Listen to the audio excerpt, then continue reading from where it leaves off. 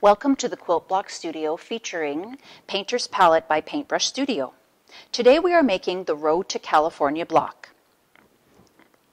In order to make this block, you are going to need 3 squares of grape colored fabric. These squares each measure 4.5 inches. You're going to need 2 squares of white. Again, these are going to measure 4.5 inches.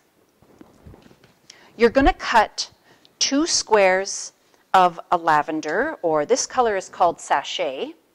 I cut those squares at 4 7/8, and then I cut them once on the diagonal to yield 2 triangles from each square, a total of 4 triangles. Again, you're going to cut your squares at 4 7/8, and then cut them once on the diagonal to give yourself the triangles. You're going to do the same thing with white. So cut 2 squares that are 4 7/8, cut them once on the diagonal to yield those triangles. Looks almost exactly the same, doesn't it?